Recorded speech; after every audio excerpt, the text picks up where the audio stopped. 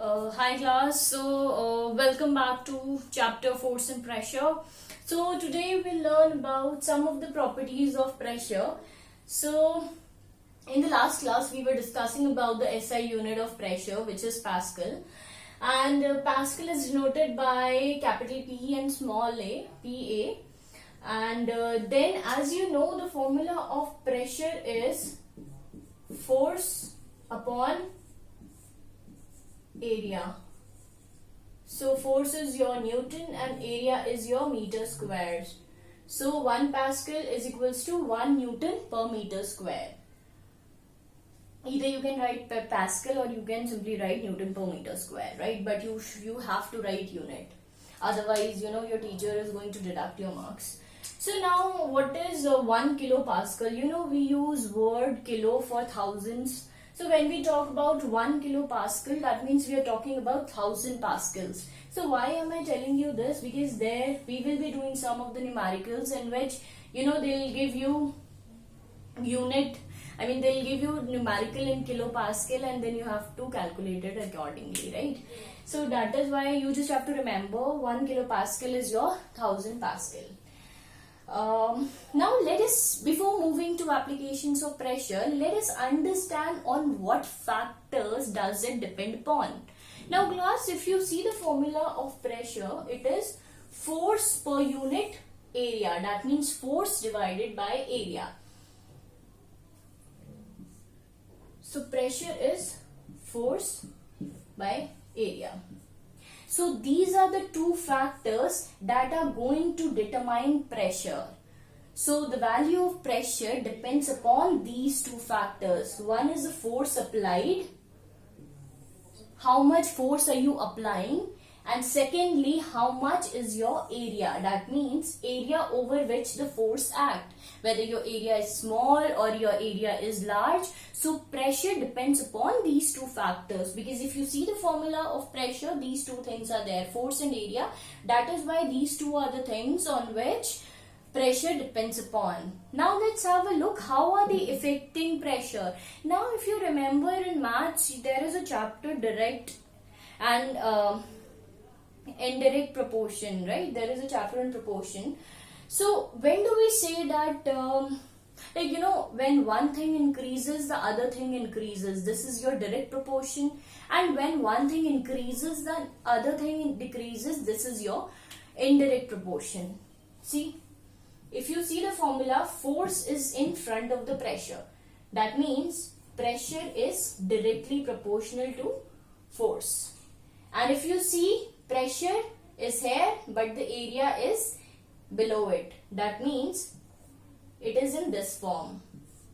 Am I right? This is one equation, this is two. So finally when we are combining these two, then we get pressure is equals to force upon area. So if you see, force is directly proportional to pressure. That means if we are going to increase force, pressure is also going to increase. That is why I say force is directly proportional to pressure. So here, if I am going to increase the force, the pressure is also going to increase, as both are directly proportional.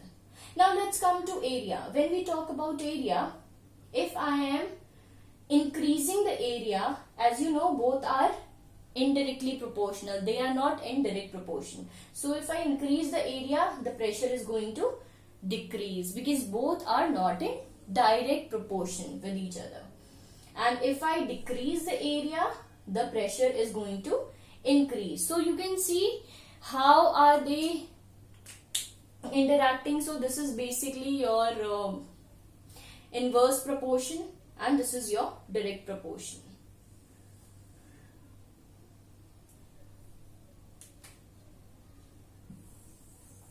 So this is how you can calculate the pressure. Now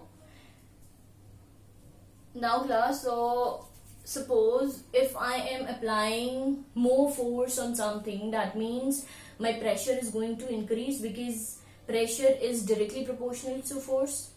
Now if I am applying, if my area is small and I'm applying pressure, so my pressure is going to be higher or not? Like my pressure is going to increase or not?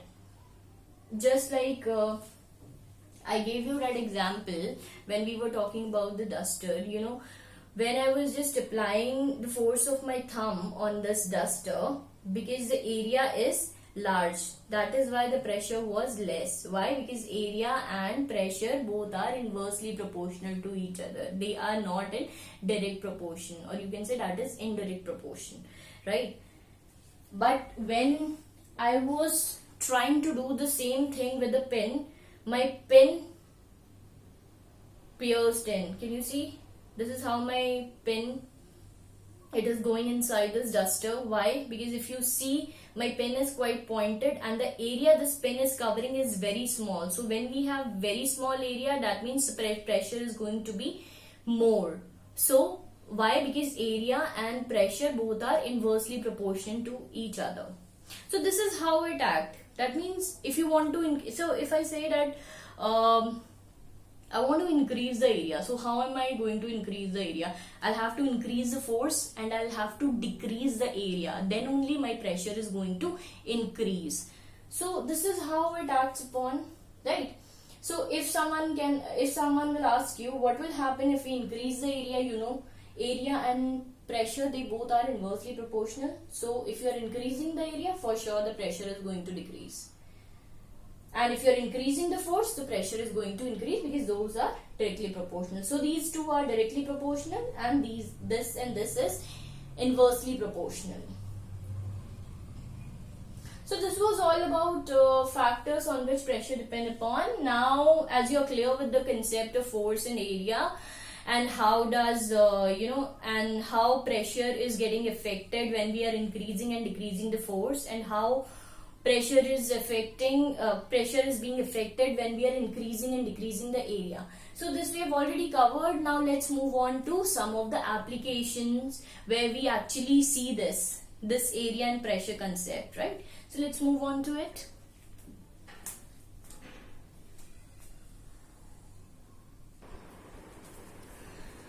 So class, now let us look at some of the daily observation in which pressure is actually used. Like you get to see this application there. So these are some of the cases.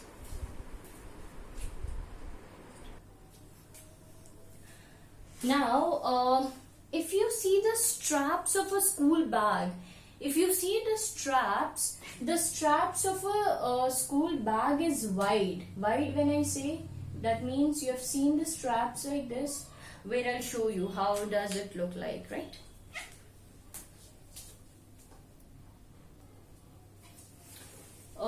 So class, here I have this my laptop bag. So if you see this is known as strap. Now if you see class, if you see the strap, they are wider, they are very broad. See how broad they are. Now why they have made these broad straps on the school bag? Like why haven't they made the thin strap? Now here is the reason, because wide straps, as you know, as just now we discussed, that if you're going to increase the area, there will be less pressure. So when you are increasing the area of the strap, that means it is going to put less pressure on your shoulder. This is the reason why school bags have wide straps. Because wide straps, they have large area. You need to keep in mind this thing. Wide straps, they'll have large area. And if they have large area, then pressure will be less. And where the pressure is being applied? On your shoulders. So if I'm going to carry a bag with a wider strap, then the pressure on my shoulders will be less and it will be comfortable for me to carry that bag. And this is the reason why wide straps are used in school bags. Now let's come to the second point, which is potters place a thick round piece of cloth to increase the area of contact of the load. So potters, you must have seen people, they carry heavy, potters are, you must have seen coolies in railway stations. So what do? They carry, how do they carry the luggage, or how do they carry load on their head? They take, wait, I'll show you. So they generally take a piece of cloth and they just fold the cloth like this, and they make they just do like this, and they just make it round. They just fold it multiple times and they make it like this, and then they place this piece of cloth on their head and then they carry the load. Why are they doing this? Basically to increase the surface area, right? If you see the cloth, it is increasing the surface area, and later on when they're putting the load, as they're increasing the surface area, so there will be less pressure on their head, because you know area and pressure both are inversely proportional. So this cloth is basically increasing that area on their head so that pressure applied will be less. So this is the reason why they place a thick round cloth on their head, so that they can feel less pressure on their head. So these two, I hope you're clear with these two examples. Now let's move on to the third one, which is why sharp knife cut better than a blunt knife. Now sharp knife, if you must have observed, a sharp knife has very sharp edges. You know, it's like this. So it has very sharp edges. So sharp edges means it has very less area. Less area means more pressure, right? So it will cut things very easily. Whereas if you see a blunt knife, this is the blunt knife. You know, if you see the area, like here you see the area is very less. Area is less, so there will be more pressure. Here you see area is more. Here I am talking about the area of this edge. Here the area is going to be more, so there will be less pressure. See, here edge means I'm talking about this particular thing, right? So more, so less area means more pressure and more area means less pressure. And this is the reason why you are not able to cut with a blunt knife, because if you see the edges, edge मतलब होती है धार ऐसे side में. If you must have seen knife, तो knife में side में edges होती हैं, तो that edge is there. So if the edge has less area, that means it will apply more pressure. So I hope you're clear with this knife part. Now let's move on to tip of a needle. This I've already shown you. I showed you a needle. Basically, see, if you see the tip of the needle, this is the tip of the needle. If you see the tip is quite sharp. And why is it sharp? It has less area. So if I put this needle into something, because this has less area, so it will apply more pressure and it will easily go inside this marker also, right? Because the tip of the needle has less area, so less area means more pressure. This is why the tip of the needle is made sharp. So in all these, basically what I want to say is, all these things you just have to remember one thing, which is more area means less pressure, and less area means more pressure. So if you want to decrease or increase the pressure, you can simply decrease or increase the area. Now let's move on to our next example. Why the depression is much more when we stand on cushion than we lie down on it. Like if I'm standing on cushion, if I'm putting if I'm putting my feet on cushion, like and I'm standing there for good 2 to 3 minutes, and if I move out, then I'll see the depression of my feet on the cushion, right? Why it is there? Because my feet were applying some kind of pressure on the cushion.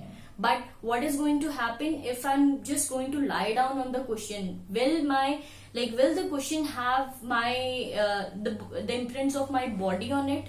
No. Why? Because when I'm lying on the cushion, I'm covering a large area. So large area means there will be less pressure. Whereas when I was just standing on cushion, जब मैं खड़ी हो रही थी cushion में, तो I was covering a small area. So the pressure of my body was more, and that is why I saw those imprints there. So this was all about pressure, and now here we have the last example, which is easier to walk on sand with a flat shoe than a heel. Now you must have seen heels, they are quite pointed, you know, they have like this, the heels are like this, so they have pointed edge.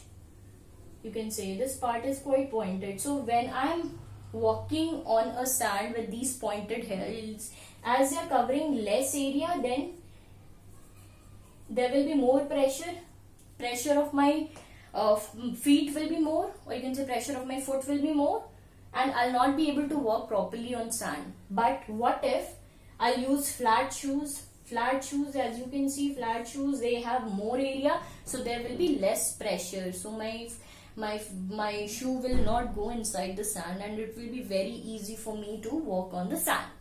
So this is the reason, you know, pointed things have very less surface area, so there will be more pressure in those cases. Right. So I hope you're clear with this, all these examples. Basically, they're just using one thing: less area, more pressure, and more area, less pressure. That's all. So thank you, class. So now we'll move on to pressure in liquids. Now let us understand how pressure is affecting liquids.